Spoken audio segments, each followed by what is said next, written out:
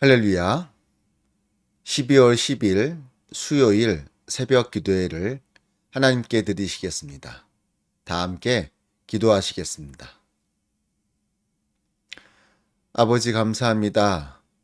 지난 한밤도 주의 은혜 가운데 거하게 하시고 오늘 이렇게 새 하루를 시작할 수 있도록 인도하여 주시니 감사합니다. 이처럼 우리를 늘 주의 손길로 붙들어 주시고 지켜주시니 감사합니다. 날마다 주님 앞에 나아갈 때마다 감사의 고백으로 나아갈 수 있도록 인도하여 주옵소서.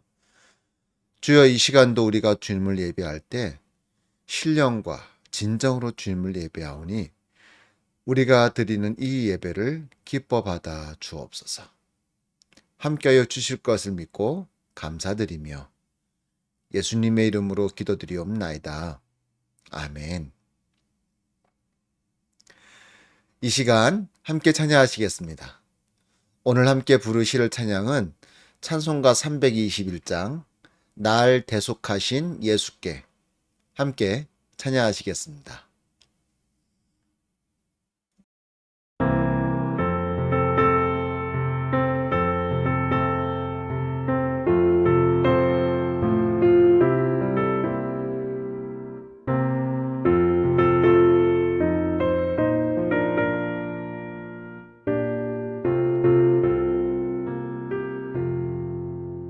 날 대속하신 예수께 내 생명 모두 드리니 늘 진실하게 하소서.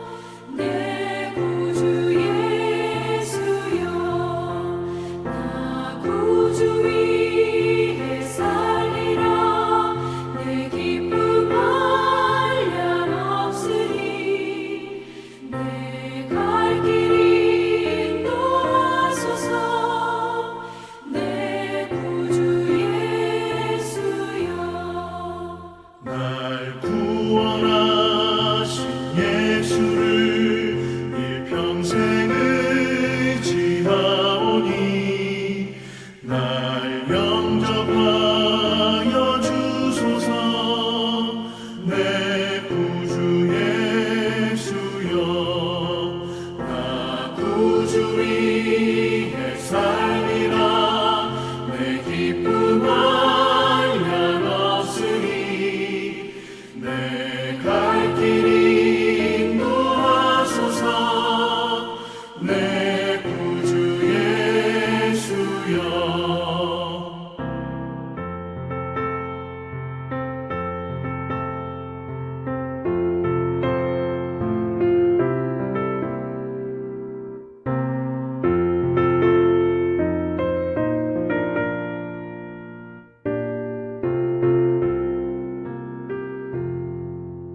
주 십자가에 달리사 날 자유하게 했으니 내 몸과 마음을 주 위에 다 쓰게 하소서. 나 구주 위에 살리라. 내 기쁨 한량 없으리. 내 갈 길 인도하소서. 내 구주 예수여. 아멘.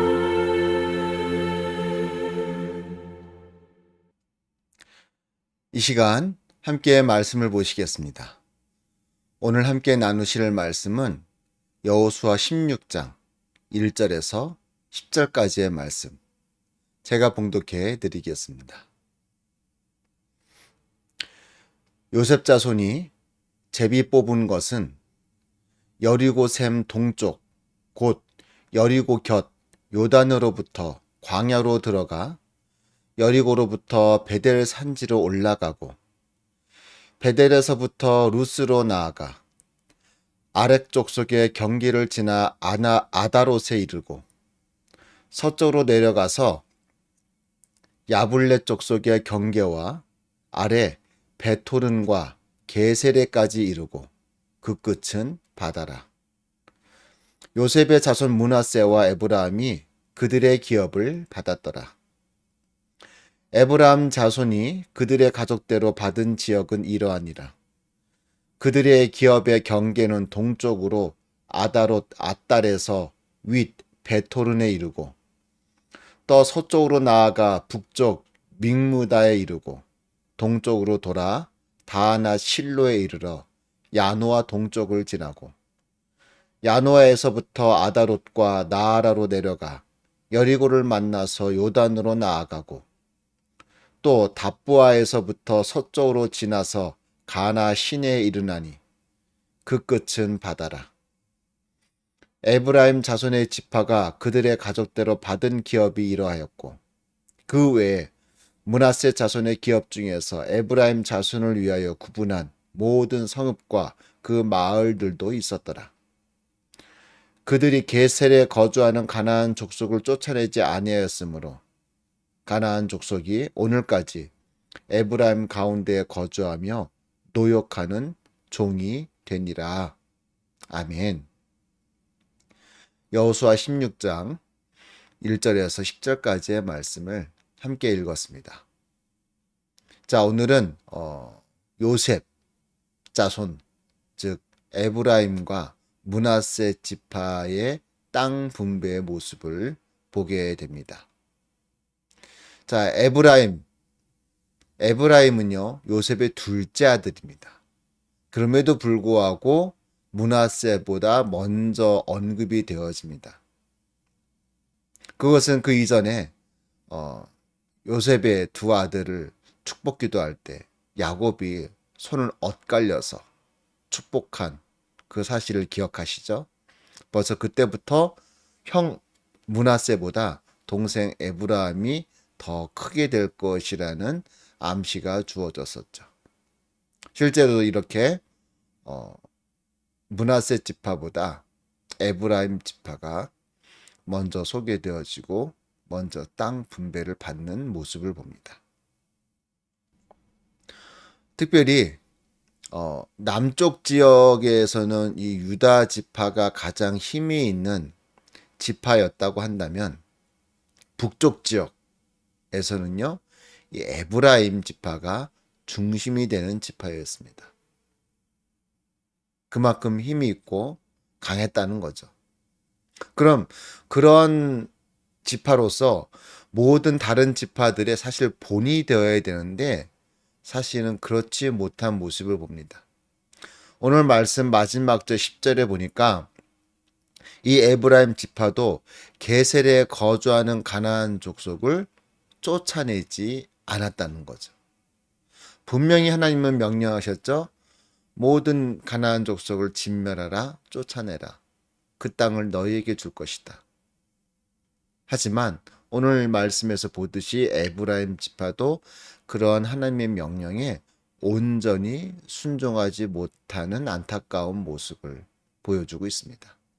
그리고 그 이유가 무엇인가? 가나안 족속이 오늘까지 에브라임 가운데 거주하며 노역하는 종이 되니라. 한마디로 말해서 그들을 노예로 쓰려고 종으로 부려먹으려고 쫓아내지 아니했다는 것입니다. 허드렛 일을 시키고 잡일을 시키고 그래서 자기들의 어떤 손에 수고를 덜려고 좀 편리를 위해서 실리를 위해서 이러한 결단을 내렸다는 거죠.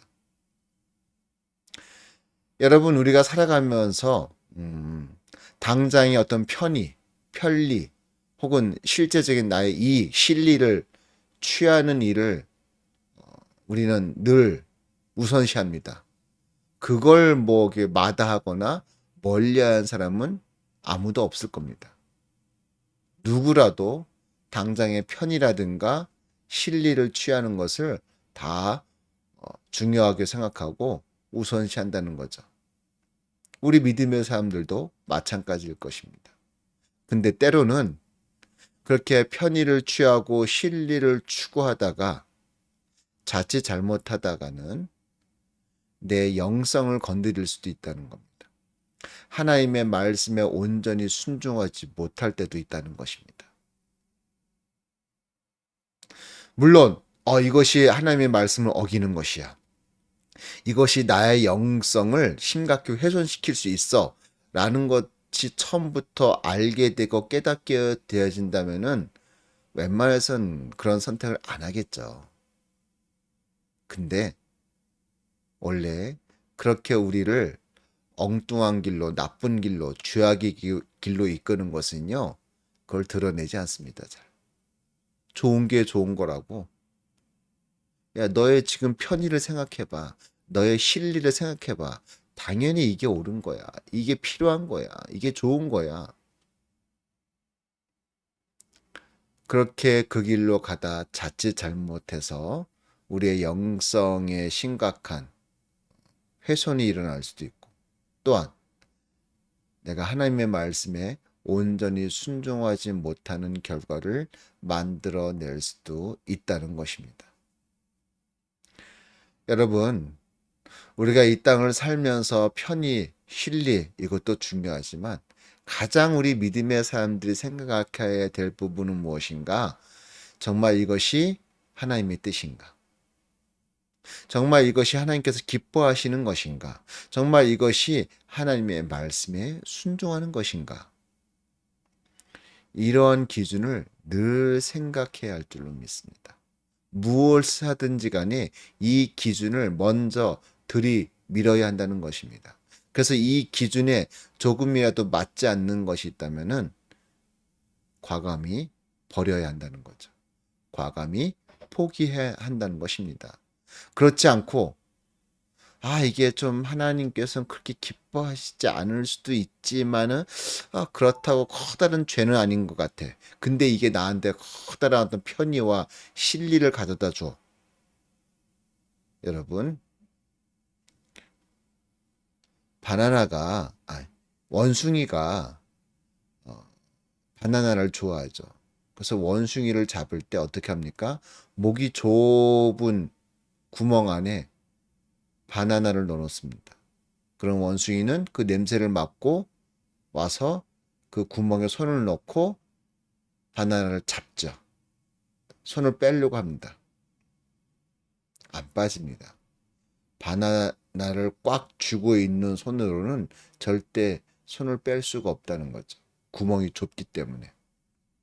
죄란 건 그렇게 만듭니다, 우리를.